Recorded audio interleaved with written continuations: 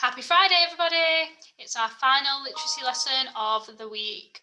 So what you need to do is make sure you've got your whiteboard, pen, pencil, paper, whatever you use to write with, and we're going to be starting off with our vocab masterclass today.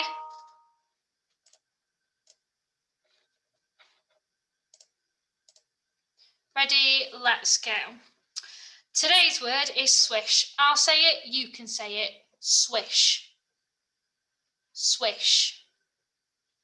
Fantastic. Swish, which sounds really nice when you say that word. The next thing that we're going to do is we're going to break it down into syllables. Remember, syllables are how many beats that sound has. So you need to get your claps ready. And we're going to clap that word. Swish. Swish. Swish. Swish. Fantastic. So swish has got one syllable. Well done.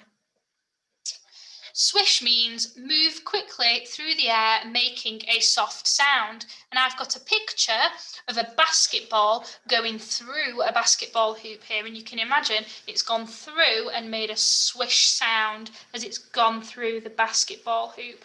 Is there anything that you can think of that makes a swish sound, that goes swish, that moves through the air and makes a soft sound? Tell somebody in the room. Fantastic.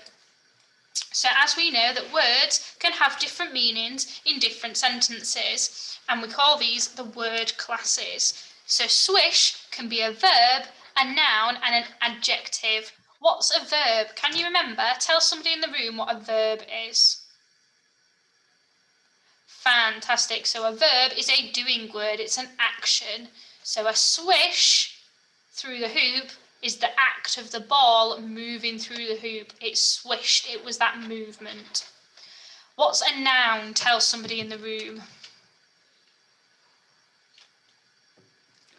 Fantastic. So a noun is a thing, isn't it? It's a person, place, or thing. We call this a basketball swish. That's the thing that it is. And the last one is adjective. What's an adjective? It's a describing word, but what does it describe? Tell somebody in the room.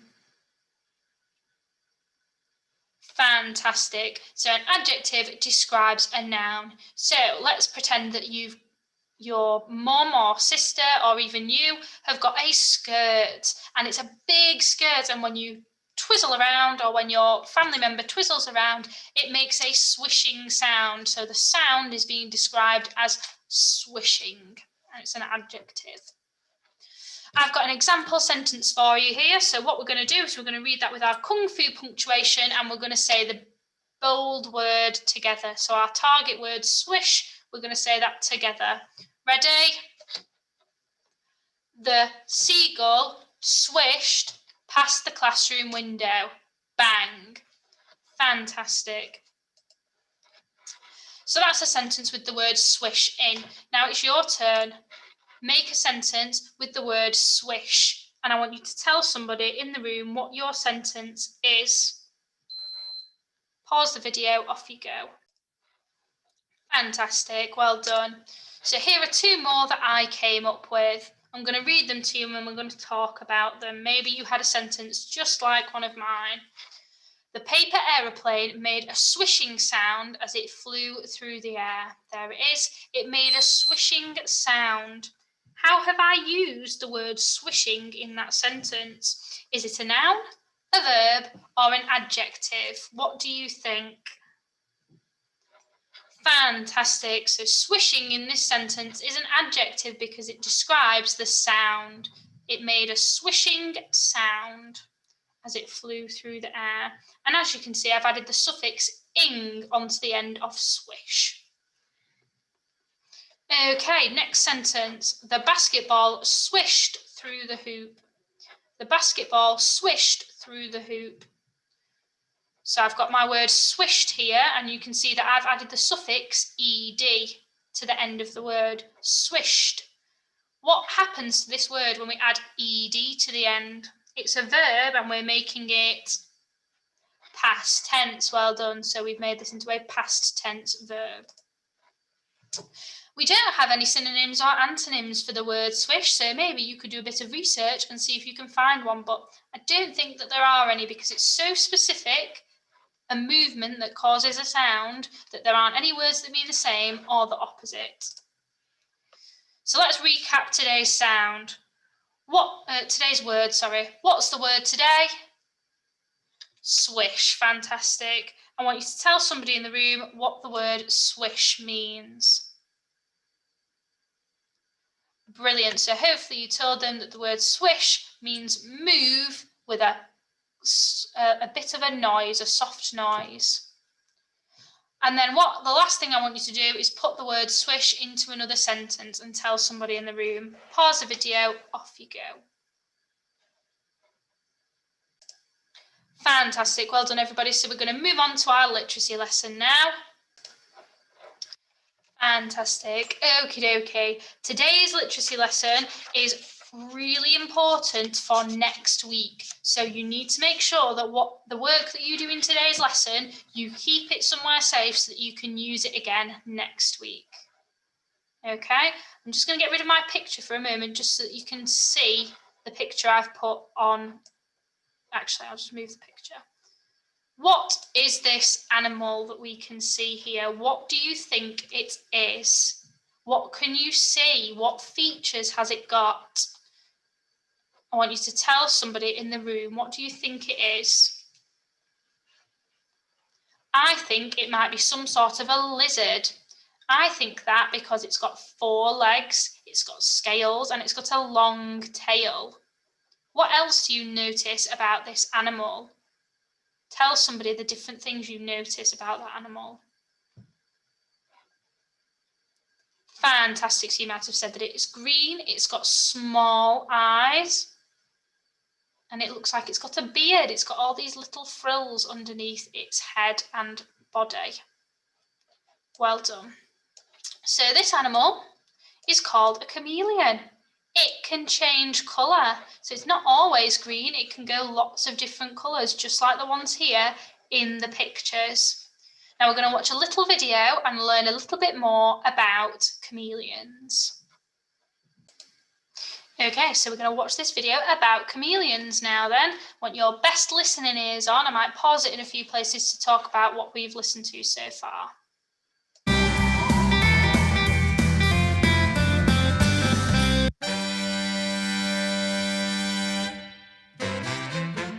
The chameleon is one of nature's most curious reptiles.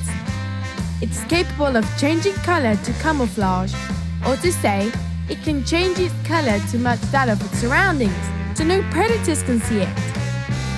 Look, try to find it. Fantastic, so hopefully you could tell from what the narrator was saying so far, chameleon can camouflage. What can it do? It can camouflage. Well done. So camouflage means it blends into its surroundings. It makes it look like the things that are around it so that predators can't see it.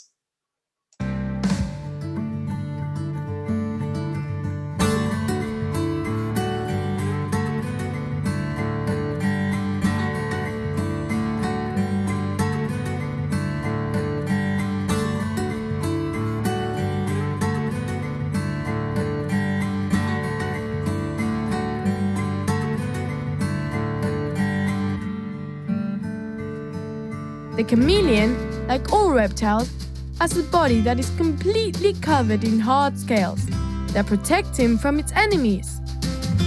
But they have a characteristic that makes them very special in comparison to other reptiles. Do you know which one it is?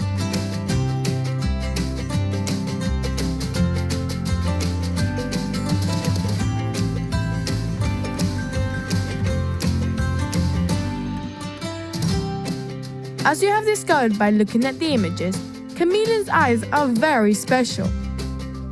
They are cone-shaped, and in the center, they have a hole where the pupil peeks out. The cone shape allows them to easily rotate their eyes completely in any direction. They can also move each eye independently, and that is why they have a 360 view, which is to say they can see everything that is happening around them without moving their head. So we found out about chameleons so far. They can camouflage, so they can blend in with their surroundings to hide from people that are hunting them or animals that are hunting them. They've got hard scales, just like other reptiles, to help protect them. And then they've got these really fascinating eyes that can look in any direction, even behind them. So for us to look behind us, we have to turn our head, but the chameleon can just turn its eyes behind it. But everything good that they have in their sight is bad in their hearing. Why though? Why do you think that is? As you can see, they don't have any ears and it's believed they are deaf. As we have already said, the fundamental characteristic a chameleon has is that it can change its skin color to adapt to its surroundings. However, the color change also depends on its emotional state. If they're angry, if they're scared, or in love. So that's something else really important to note about chameleons. So chameleons can change colour to blend in to protect themselves, but that's also affected by their emotions. So if they're feeling scared, they might change colour suddenly. If they're feeling angry, they might change colour suddenly. If they're feeling really excited or in love, they might change colour suddenly. Okay? So that's something else important to remember. Another characteristic that surprises everyone is their way of hunting.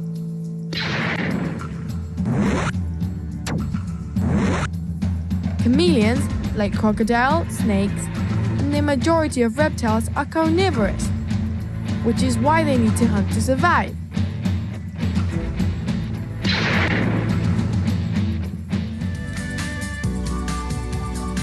The chameleons hunt their prey with their tongues.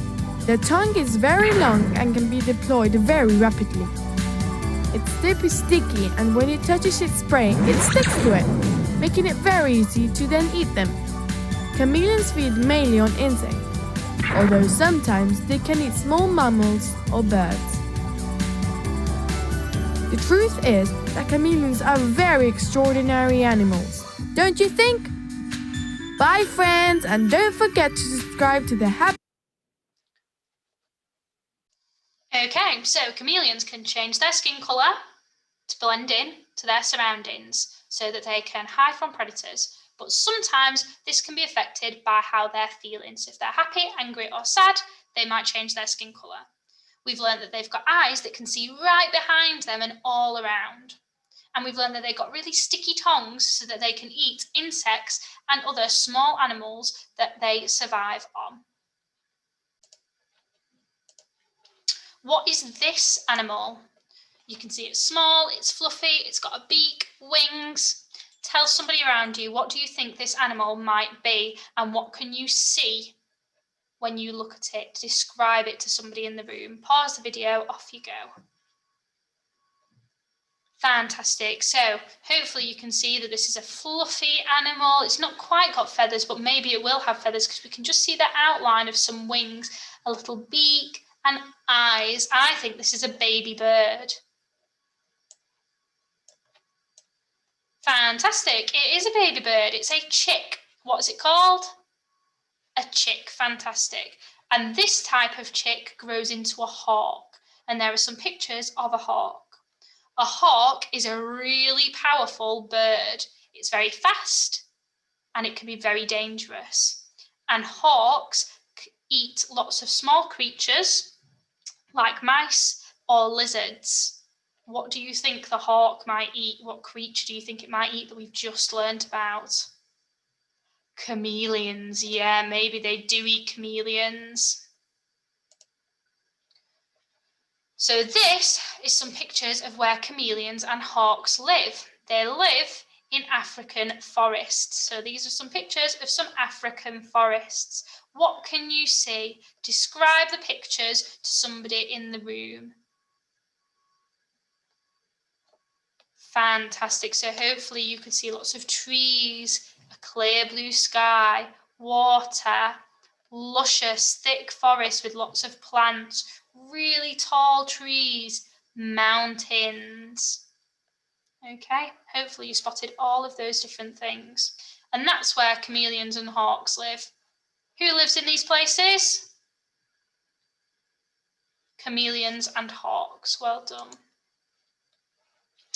Chameleons live in trees and bushes all around the world. However, we're going to look at a chameleon that lives in Africa.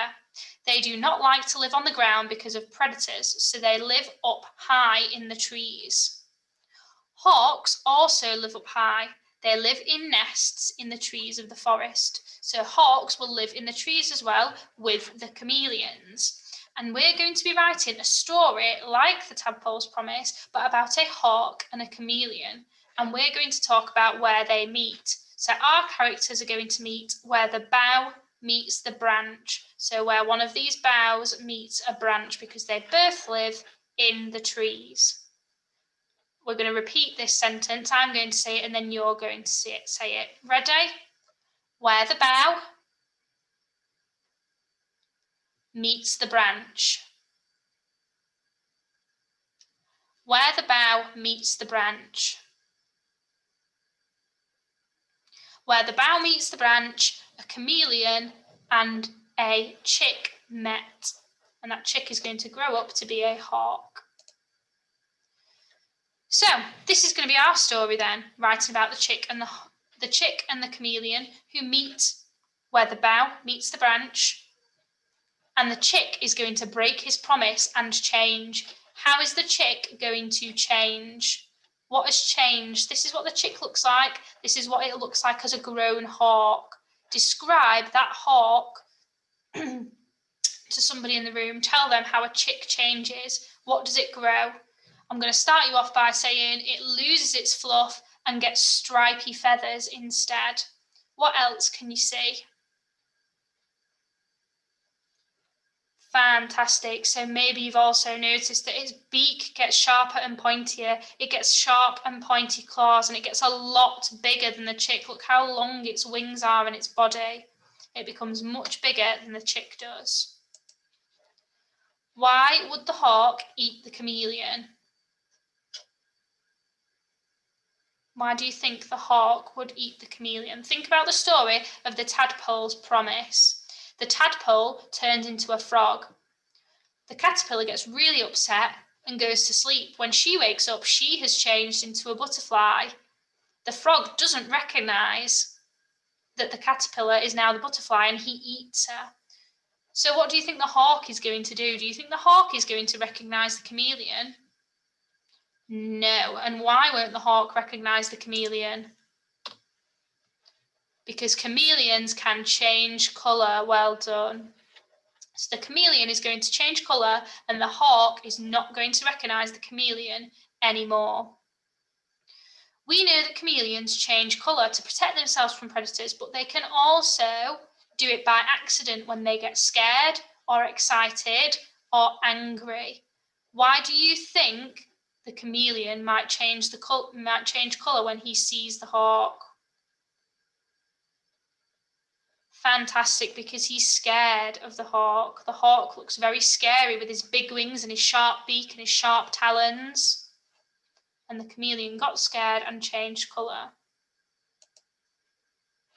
So what we're going to be doing is we're going to be planning out our story, just like the Tadpole's Promise. So yesterday, you put all of the things in order that happened in the Tadpole's Promise. Today, we're going to put the story in order, and the only thing that has changed is the characters. So instead of a tadpole and a caterpillar, we have a chameleon and a chick.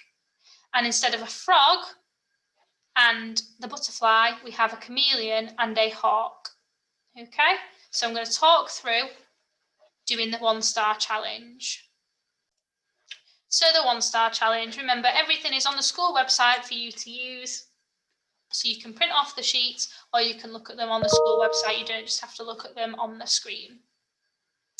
So what we're going to do is we're going to put the story in order. So what is the first thing that happens in the story?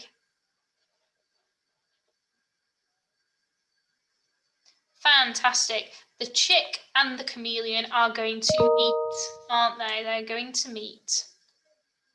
So a chick met a chameleon and fell in love.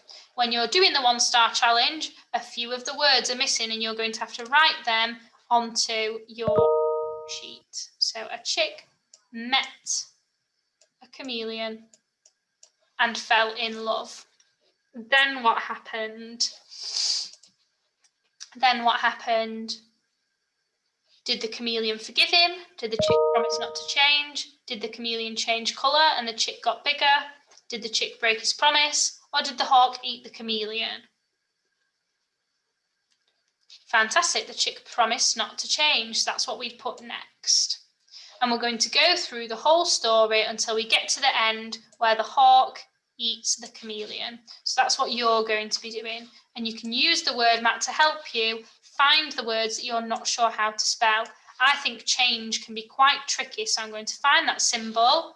There it is. And that's how I write the word change, and that's going to help me. Okay, so that's the 1-star challenge. Remember, this is going to be the plan for your story that we're writing next week. So you need to make sure that you've got this activity done and you keep it safe for next week. The 2-star challenge is very similar to the 1-star challenge, but you've not got the sentences already. You need to write your own. You've got sentence starters to help you. So the first one, met at Who met who?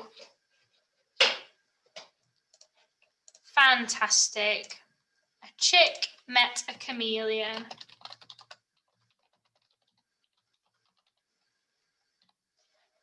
And that's going to go in my first box. I only need to write one sentence in each box.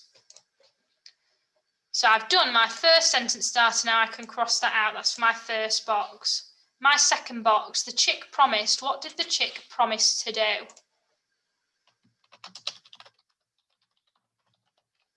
Fantastic, he promised to never change. And that's what I'm going to write in the second box. And I'm going to cross out that sentence starter, and then I'm going to move on to the next one for the next box. You're just writing one sentence in each thing so that you can have the idea of the story in your head. You have also got a word mat if you want to add in any adjectives or time adverbials, or if you want to use any more exciting verbs, or you're not sure about your spelling, you've got the word mat to help you. So that's the 2-star challenge. Same again, make sure you keep this because you're going to need it on Monday. The 3-star challenge, this one looks very, very different to the others, okay? This is a much more formal plan to help you. So what you're going to do with this one is you're going to read what's on the left-hand side. So where are they? Where are the characters? Where the meets the So I'm going to write where the branch meets the bough. And I'm going to write that there. Who was there? There was a and a Who was in the story? Who are my characters? There was a chick and a chameleon.